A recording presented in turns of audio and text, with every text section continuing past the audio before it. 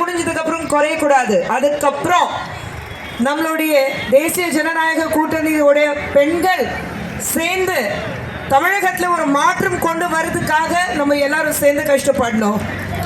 பண்ணுவீங்களா? இந்த கூட்டம் இன்னைக்கு ஏன் இருக்கு உங்களுக்கு எல்லாருக்கும் தெரியும். ஆனால் எல்லாத்துக்கும் முன்னாடி கொஞ்சம் லேட்டாக வந்ததுக்கு மன்னிக்கணும். மேடையில் இருக்கிற எல்லா தலைவர்களுக்கும் என்னுடைய நன்றி. அண்ட் அதே சமயத்தில் மன்னிக்கணும் கொஞ்சம் லேட்டாக வந்ததுக்கு.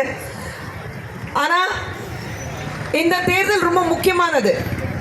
அதை விட முக்கியமானது இந்த ஆர்ப்பாட்டம். இந்த ஆர்ப்பாட்டம் வந்து நம்ம பெண்களுக்காக. ஏன்னா திமுகலேருந்து எல்லாரும் நம்மளை பாதுகாக்கிறதுக்காக நாங்கள் இருக்கோம் சொல்லிட்டு இருக்காங்க. ஆனால் ஒரு விஷயம் தெளிவாக இருக்கு. திமுக இருக்கிற வரைக்கும் தமிழகத்தில் எந்த குழந்தைக்கும் எந்த பெண்ணுக்கும் எந்த முதியோர்களுக்கும் யாருக்குமே பாதுகாப்பு கிடையாது. நம்ம வீட்டிலேருந்து நம்ம பெண்கள் வெளியில் போனால திரும்பி வீட்டுக்கு வர வரைக்கும் வயிற்றில் நெருப்பு கட்டிட்டு உட்காந்துட்டு இருக்கோம். பிரதமர் மோடி அவர்கள் நாரி சக்தி அப்படின்னு சொல்லிட்டு ஒவ்வொரு ஆண்டு பெண்களுக்காக எல்லா வசதிகள் பண்ணி கொடுத்து பெண்கள் முன்னேறணும், பெண்கள் முன்னேறினாதான் இந்த நாடு முன்னேறணும் சொல்லுவாங்க. அதே மாதிரி நம்மளுடைய முன்னாள் முதலமைச்சர் அண்ணன் எடப்பாடி பழனிசாமி அவர்கள் பெண்களுக்காக எத்தனையோ நல்ல திட்டங்கள் கொண்டு வந்தாங்க. ஆனால் திமுக ஆட்சிக்கு வந்ததுக்கு அப்புறம் ஒரு திட்டம் அதிமுக கொண்டு வந்து ஒரு திட்டமாக நீங்க வச்சிருக்கீங்களா? தங்க தாலி வந்து ஒரு திட்டத்தை கொண்டு வந்திருந்தாங்க. ஒரு பெண்ணுக்கு வந்து கல்யாணம் ஆகும் போது அவளுக்கு நிறைய தொகை கொடுத்துட்டு இருந்தாங்க. ஆனால் அந்த தங்கம் எங்கே இருக்கு? இவங்க வீட்டில் இருக்கு. அந்த பணம் எங்கே இருக்கு? இவங்க வீட்டில் இருக்கு. பாதுகாப்பு தமிழகத்தில் யாருக்கு இருக்கு? அவங்க பெண்களுக்கு மட்டும்தான் இருக்கு. தெருவில் போயிட்டு இருக்கும்போது ஒரு பெண்களுக்கு பாதுகாப்பு எங்கே இருக்கு? அவங்க பெண்கள் தெருவுக்கு வர்றதில்லை. ஸோ எல்லாமே அவங்களுக்கு வசதியான என்ன இருக்கோ அதை மட்டும்தான் பண்ணி வச்சிருக்காங்க.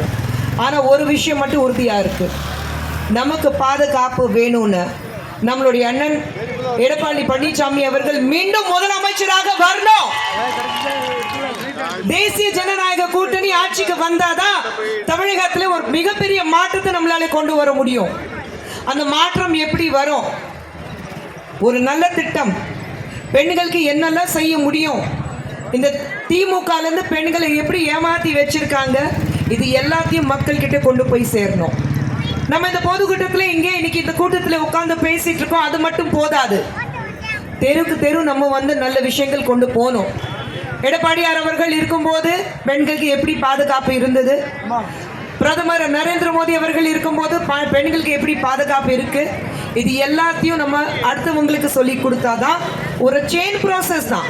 ஒரு நல்ல விஷயம் பண்ணும்போது நான் உங்களுக்கு உதவி பண்றேன்னா நீங்க அதை பார்த்துட்டு இன்னொருத்தருக்கு உதவி பண்றீங்களா, அவங்க இன்னொருத்தருக்கு உதவி பண்றாங்களா, அந்த